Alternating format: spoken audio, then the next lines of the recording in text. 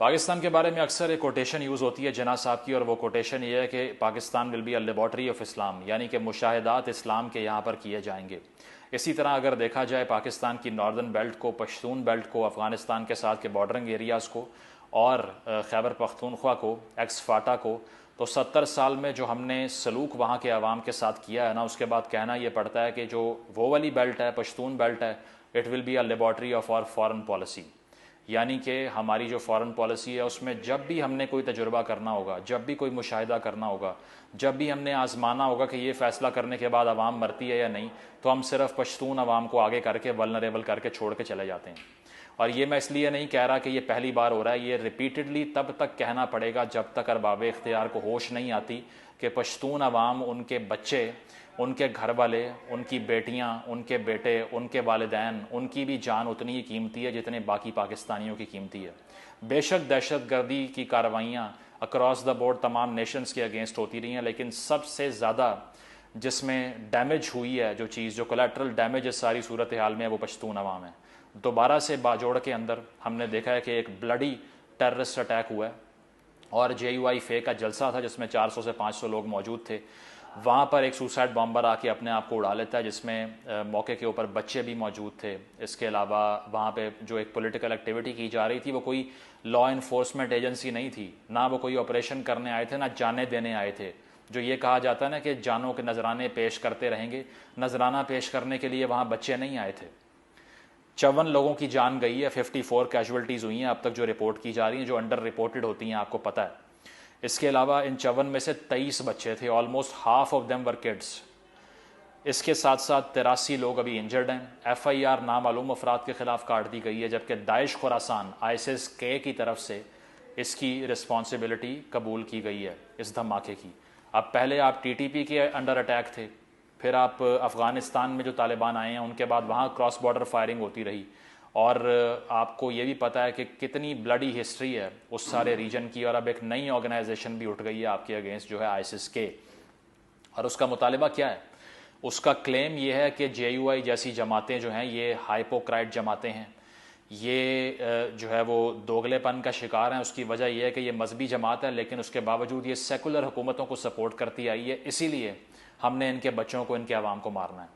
अब ये वो मजहबी जमातें हैं जो शुरू से प्रो तालिबान। 2013 के इलेक्शन से पहले बिलोर ख़ानदान और ANP को ऑलमोस्ट सफ़ाए हस्ती से मिटा दिया तालिबान ने, क्योंकि वो एंटी तालिबान थे। तमाम रिलीजियस पार्टीज़ वो कभी भी खोल के तालिबान के अगेंस्ट उस बेल्ट में बात नहीं करती थी।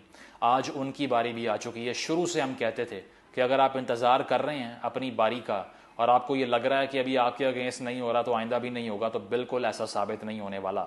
और वही आपने वहाँ पर देखा है होते हुए। 20 साल का एजाज़ अहमद नाम का लड़का वहाँ पर मौजूद था। 2 हफ्ते पहले उसकी शादी हुई थी, उसकी भी कैजुअल्टी हुई। इसके साथ साथ JUI के जो खार का इलाका जहाँ ये हुआ है, उसके जो अमीर थे ज़ियाउल्ला और उनके इंफॉर्मेशन सेक्रेटरी थे मुजाहिद खान और उनका 22 साल का बेटा, तीनों की कैजुअल्टी हुई इसमें। इसके साथ साथ आप जो सबसे हार्ट ब्रेकिंग जो एक इमेज सामने आ रहा है, एक बच्चे की तस्वीर जिसका नाम अबू ज़र खान था, चिप्स बेचने के लिए, आलू के चिप्स, फ्रेंच फ्राइज़ बेचने के लिए वहाँ पर आया था, कुछ पैसे कमाने के लिए, और 7 बहनों का इकलौता भाई था। उसको भी इस धमाके की, इस सारी जो टेररिज्म का एपिसोड हुआ है, वो ना बचा सका। And he also lost his life, which is heart wrenching image of a young boy who had nothing to do, जो स्कूल नहीं जा रहा था, जिसको रियासत ने तालीम नहीं दी, जिसको स्कूल बना के नहीं दिया, जिसके वालिदैन को नौकरी नहीं दी, इसीलिए वो चिप्स बेच रहा है पॉलिटिकल रैलीज़ के अंदर। और वहाँ जाके भी रोज़गार की तलाश में गया था, लेकिन वापस जो है वो सिर्फ ख़बरों की जीनत बन के आया। ये दिया इस रियासत ने पश्तून अवाम को और वहाँ के लोगों को।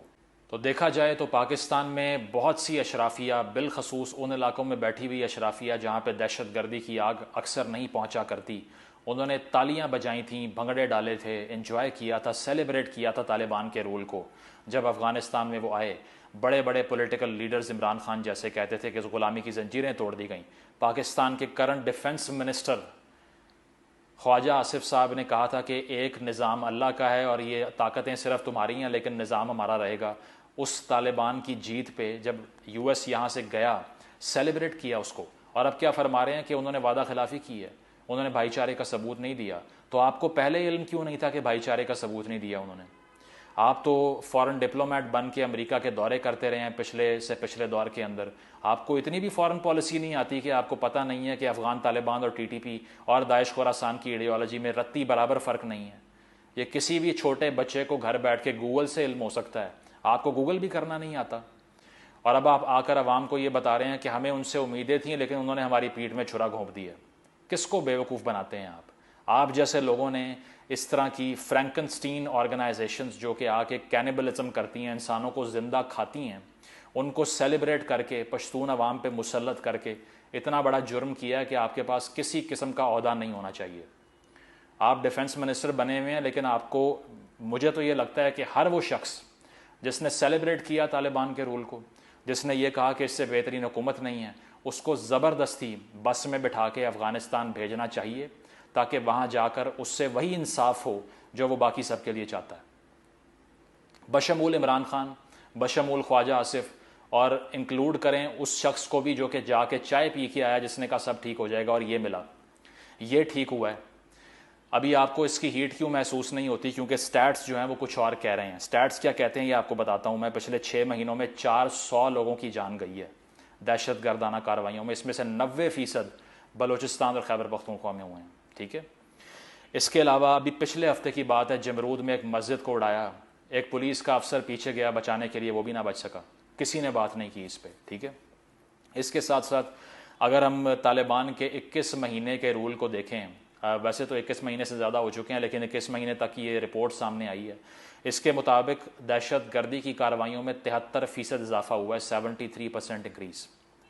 और जो कैजुअल्टीज़ हैं यानी कि अमवात की शरह में 138% इजाफा हुआ है, 138% increase in the number of casualties जब से तालिबान ने हुकूमत संभाली है अफ़गानिस्तान में, जो कि आपके पेटी भाई हैं, जिसको आप सेलिब्रेट करते हैं, जिसको आप कहते हैं काश ऐसा इंसाफ यहाँ पर आता, जिसको आप देख के विशफुल थिंकिंग का शिकार हो जाते हैं कि काश इस तरह का निज़ाम इंसाफ मिलता हमें।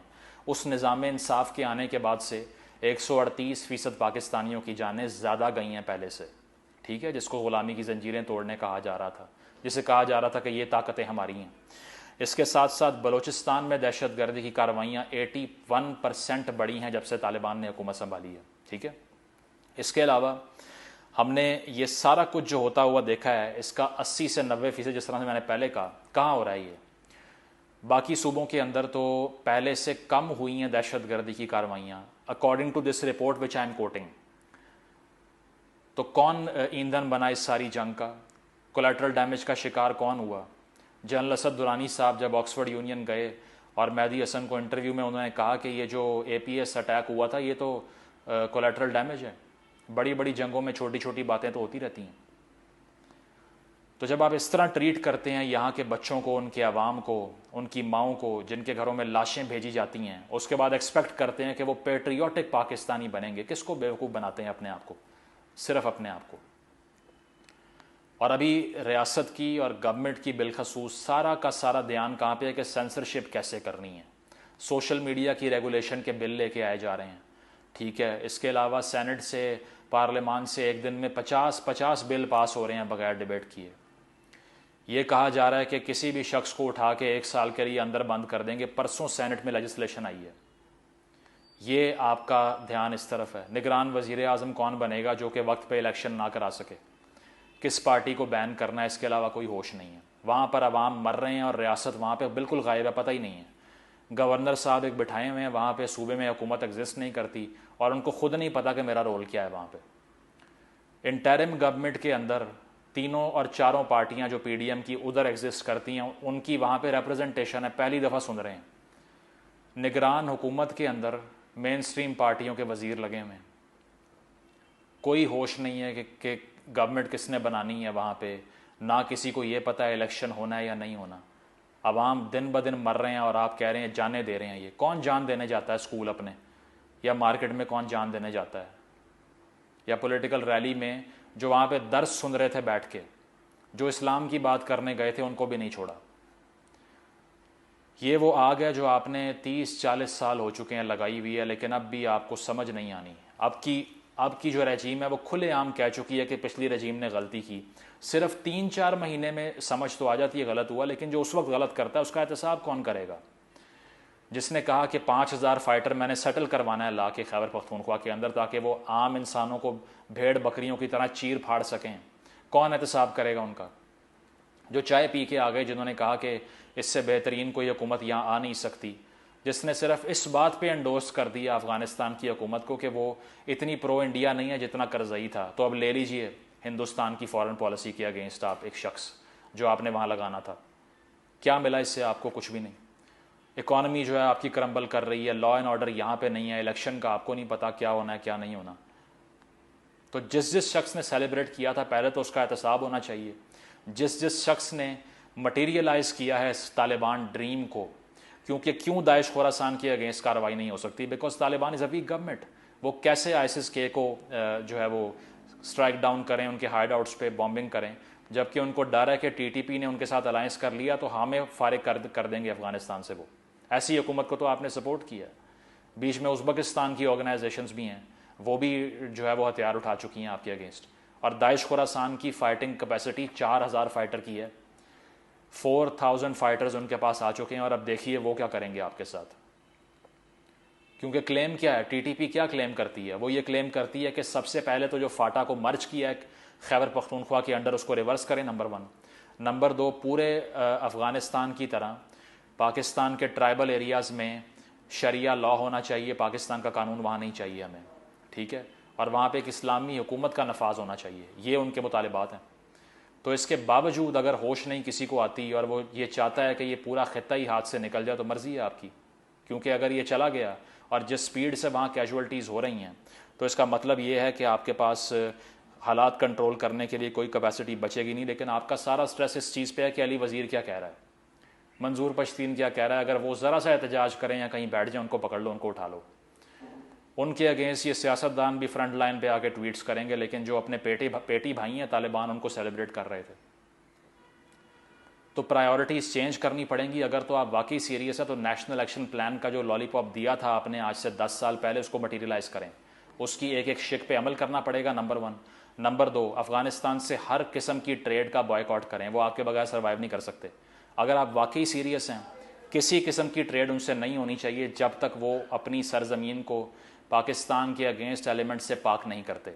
अगर तो आप वाकई सीरियस हैं, ये करके दिखाएं। ये चैलेंज है हर उस इंसान को जिसके पास ताकत है कि अफ़गानिस्तान से किसी किस्म की ट्रेड तब तक नहीं होनी चाहिए जब तक वहाँ पर बैठे हुए जो लोग हैं वो स्ट्राइक डाउन नहीं करते इन ऑर्गेनाइजेशंस को। मैं जानता हूँ कि वहाँ पे ह्यूमन राइट सिचुएशन के लिए आप कहेंगे ऐसा नहीं होना चाहिए, but this has to be done, क्योंकि वो लोग अफ़गानिस्तान के अवाम को भी मार रहे हैं।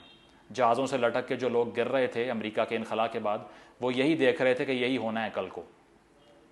तो ट्रेड बायकॉट करें, खुलेआम आकर कहें कि ये हमारी एक हॉस्टाइल जो है वो टेरिटरी है, वहाँ पर जो हमारे अगेंस्ट यूज़ हो रही है, ये हॉस्टाइल गवर्नमेंट है और इनके ख़िलाफ़ हमें एक्शन लेना पड़ेगा। और तीसरी चीज़ ये है कि अपने अंदर यूनानिमस डिसीजन मेकिंग करें, तमाम पार्टीज़ को इकट्ठा करें और उनसे ये डिसीजन मेकिंग करवाएं कि Taliban is no good for us, they are not a force for good. कोई गुड बैड तालिबान नहीं है, all Taliban are the same, ISIS के इंक्लूडेड। तब आप एक कंसेंसस शो करेंगे और पश्तून अवाम के तहफ़्फ़ुज़ के लिए पहला कदम लेंगे। वरना उससे पहले आप जो भी बात कर रहे हैं कि वहाँ मजम्मत करते हैं, नहीं होना चाहिए, आइंदा नहीं होगा, सीसा पिलाई दीवार बन जाएंगे, सब झूठ है। जब तक आप ये मेजर्स नहीं लेते, नेशनल एक्शन प्लान को एनफोर्स नहीं करते, एक एक शिक को मटेरियलाइज नहीं करते और वहाँ के अवाम को प्रोटेक्शन नहीं देते, रियासत एग्जिस्ट नहीं करती। क्योंकि रियासत का बुनियादी काम शहरी की जान का, ज़िंदगी का तहफ़्फ़ुज़ है। बहुत शुक्रिया।